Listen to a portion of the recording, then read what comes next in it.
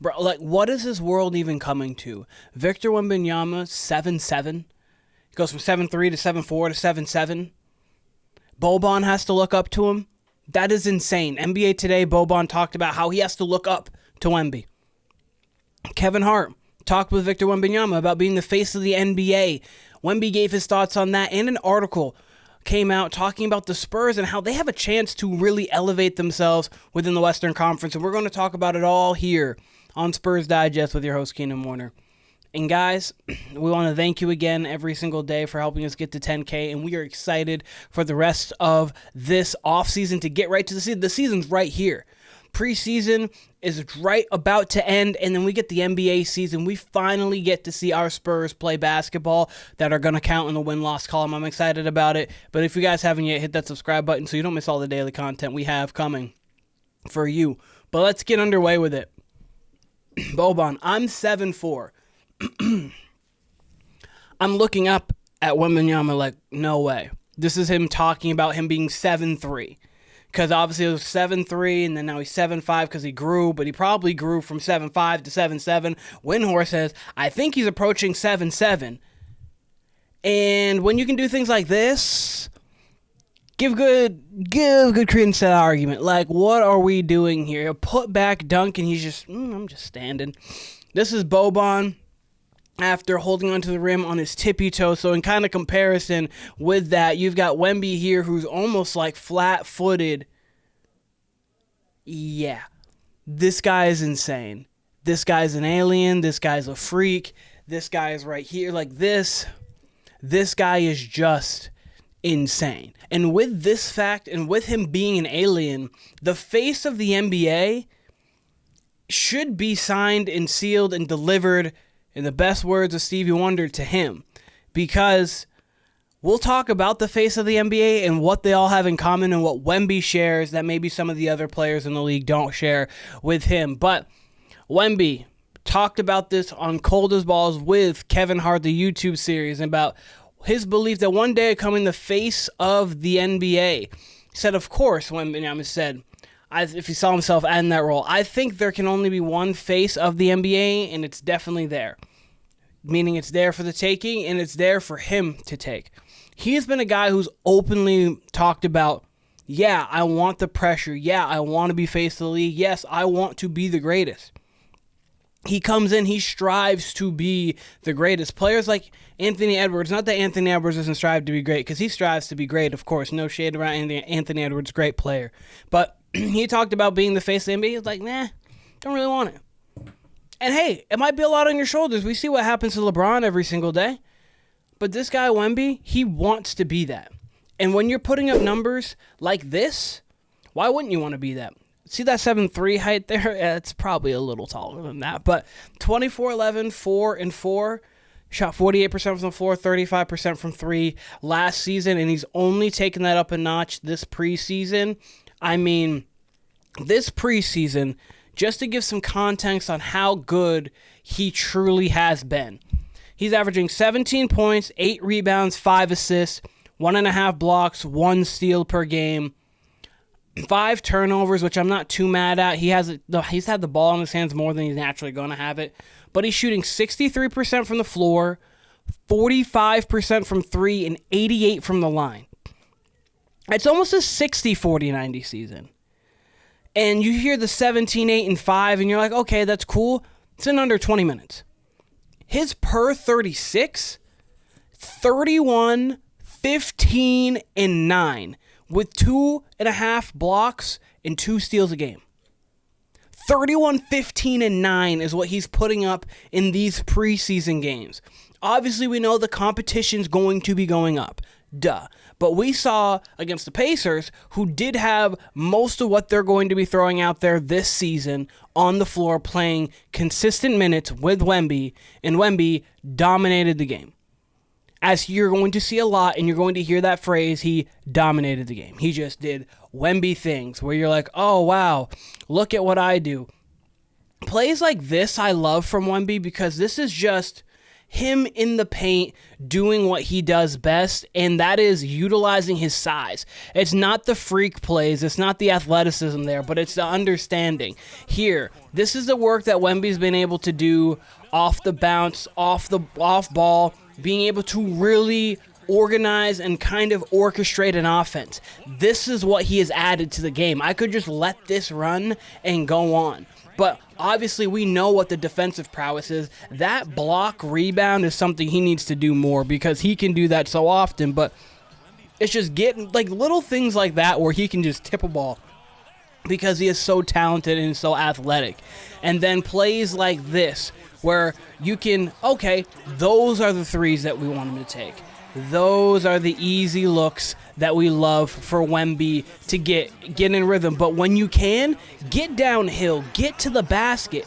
That right there is why he is so amazing, great, and what he has done in the offseason.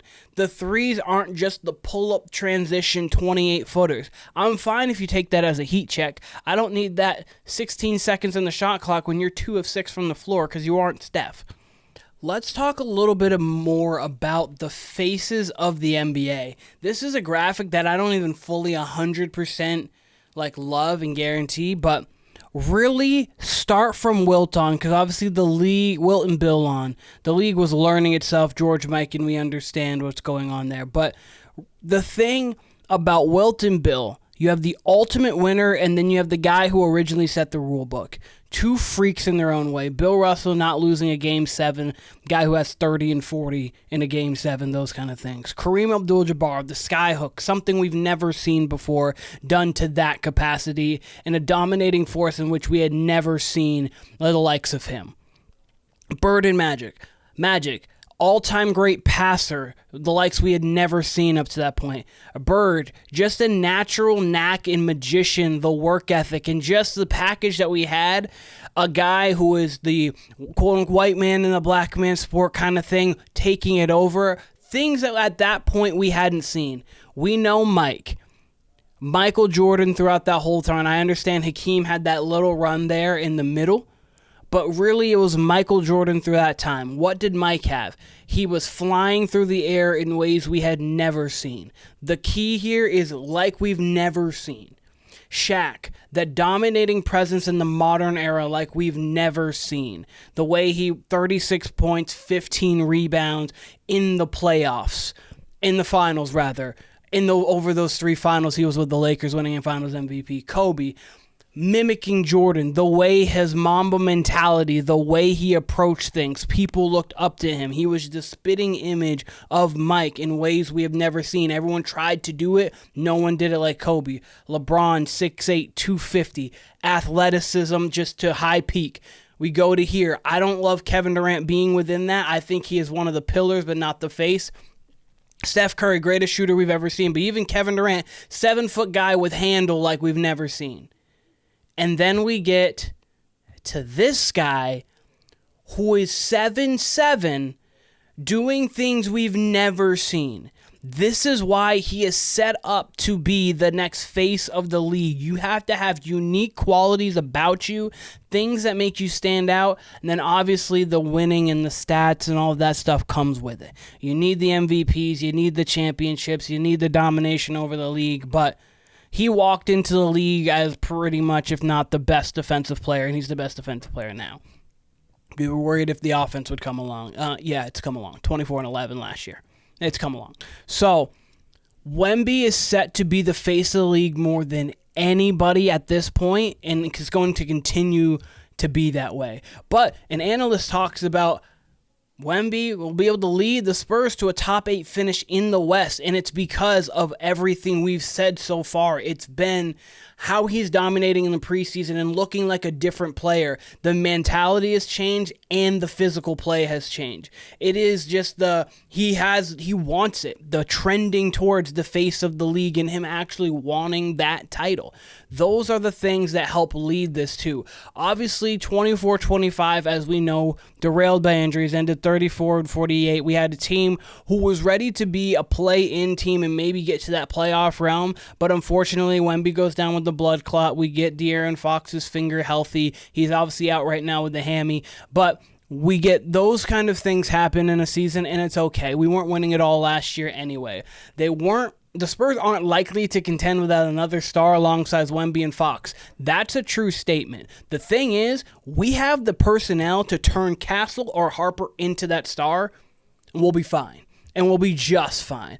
They predict the NBA Athletics' John Hollinger speculates that the Spurs will wind up the 7th best team in the Western Conference this year. I agree. I think the Spurs can even get up to 6 and not avoid the play-in altogether. He was saying how he guarantees, a.k.a. Wemby, guarantees a top 10 defense basically by himself, the healthy season from him, assume a top 8 finish, even in the unforgiving West. Back, obviously, we got Fox. Fox is going to be out, but we saw what Harper can do. 11 points, 8 assists off the bench, looking as polished as you are going to look as a rookie guard to start off already. Obviously, he hasn't played a game yet in the league. He's played in preseason, but he looks already as polished as you're going to get a rookie to look this early. And if he can do that, we're going to be just fine, whether that is off the bench. And we have Castle, Champagnie, Barnes, Sochan, Wemby. We want to go the double big with Cornette. We have so many options that we can do, which is why the De'Aaron Fox not being out long term, but being out in the short term might actually work for us, because we'll be able to maybe see a little more of Carter Bryant and see, do we think he can be ready this year? Or do we think like he really should go down to Austin and play between and go get ready for next year? Oh, how good is Harper? How many minutes? Is that 22 minutes, 23 minutes a game, or is that 30 minutes a game we're looking at? We get to find this stuff out early because Fox is kind of out of the rotation, but when he comes back, we'll find our footing.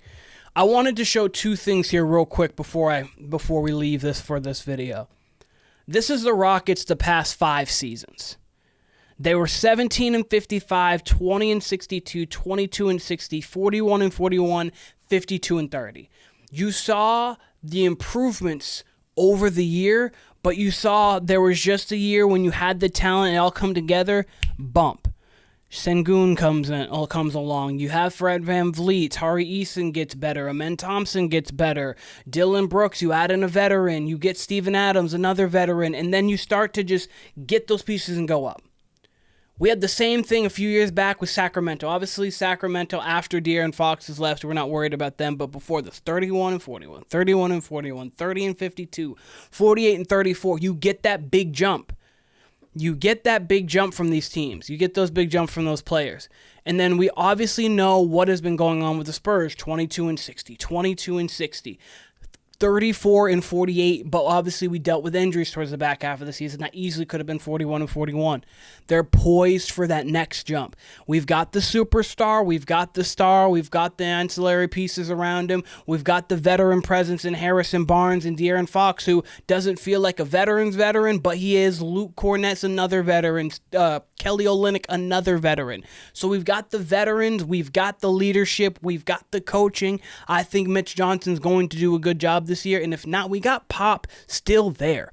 Like, he is still within the organization. It was like when Pat Riley's speaking down to Eric Spoelstra in the Miami time, where LeBron's like, Eric Spoelstra? And he's like, yeah, we're good with Eric Spoelstra. Go with the 4 straight championships, and we see what kind of coach Spo is right now. So, all of that, we have everything ready to take that leap. Teams do it every year. You have a team every year that takes that leap, and why not us? Why not the Spurs? Why not Wemby? And last thing I'm going to say before I get out of here. You like the shirt? You need to get yourself some Wemby gear. You need to get yourself some Spurs gear. And if you do that, Die Hard Addicts. Code Digest. Get yourself 10% off there. We've got very nice, authentic. It's 100% cotton. Authentic material here. It's nice. It's great, guys. Code Digest at Die Hard Addicts. Get yourself 10% off for that. But with that being said, let me know in the comments what you think about Wemby. How freakish is he that he keeps growing? Is he going to continue to grow? Let me know what you think about the face of the NBA and what the Spurs can do this season. But this has been Spurs Digest with your host, Keenan Warner. I appreciate all of you guys, and I'll be seeing you guys again very soon.